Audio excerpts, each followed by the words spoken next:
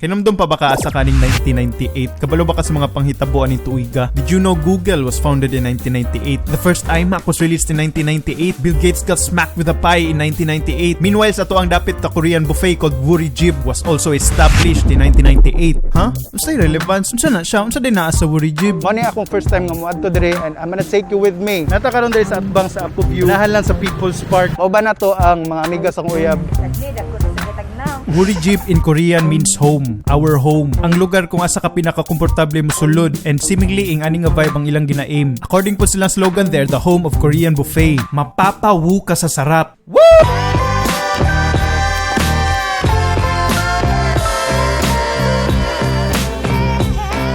Nata karon sa sulod. Everybody's busy trying to prepare the Samgyupsal. First impression ako sa kong pagsulod is quite elegant ang ilang dating. May pagka-yellowish ang tint aning ilang lugar. Centralized ang plasada sa ilang buffet ug napod ni sila bar. Wooden na ilang chairs and tables. And of course, like most Samgyup restaurants, naa ni sila grill and exhaust nozzle. So ang gi-order na mo dire is kanang ilang 12 meat combo, which is made up of various styles of pork, beef, and chicken. Nana po ni side dishes, drinks ug ice cream. My favorite. Woorijib pork.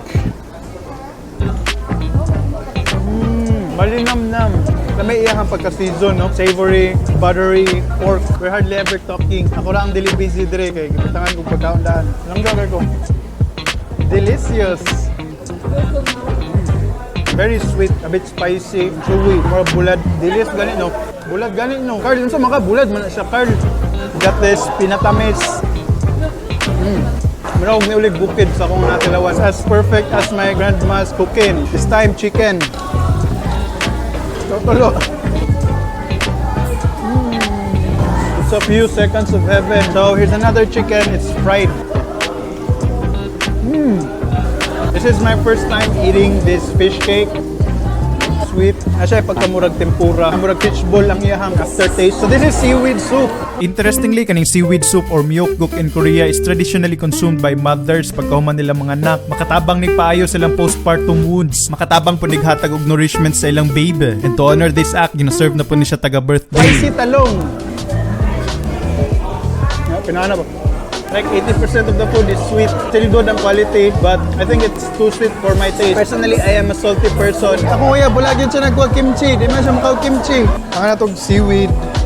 Put it right there. Boom. A bit more meat. Perfect. I think this is pretty good. Okay, so gikuhaan ko kimchi. Pretty pag yung dagan. Okay, so dagan kaya gibot na akong uyab. Yung gikuha, murag isa ka jar. Nay kalagot. Gotta finish guys. Masarap ta dre. Pangit kasi pag-abuhat no. Lisod kayo mag-vlog. Basta, kauno na ako ni siya. Even though wala ta sa Korea, mas maayo na aware po tagamay sa ilang culture. Para sa ilaha, it's actually considered bad etiquette to lift your bowl while eating. Always try to consume your sam in just one bite. Sa wala dapat iplastar ang bowl of rice ug sa tuo ang sabaw. Ayaw itusok imong chopstick sa kanon. Ug kung manguha mo sa laing dish, diretso na bunlot. Ayaw na panghalongkat ug pamili. Dagan pang ubang rules dira, pero anyway, nilabag ko ani nila from time to time kay makalimot jud ko. Grabe ka hipokrito. Kurot na tong kimchi. So far, so good. Dami kayo siya. This is the last round. So we're gonna try out their buko.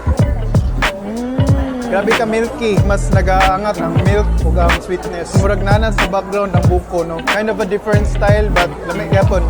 Try out their Korean ice cream. It's a bit different sa tuwang ice cream. Toned down yung pagka-sweet. It's a bit more creamy. Frankly speaking, may pagka-pricey ning meal na among gipili. Pero sulit po kayo kay daghan kay mapilian. Wala na nako na isa-isa tanan pagkaon sa kadaghan. In general, maayong quality og lami pagka-prepare ang ilang meat. Okay po nilang side dish. Ako day si Bea. Actually, dili ko hilig og Samgyup, pero napugos lang ko. As you can see, nahurot ang food kaya napugos lang gihapon ko. Shout out day sa mga fans ni Carl. Shout out sa akong mga tropa diha. I-like ni na page, i-share. Click like and subscribe. See you on the next video. Click here!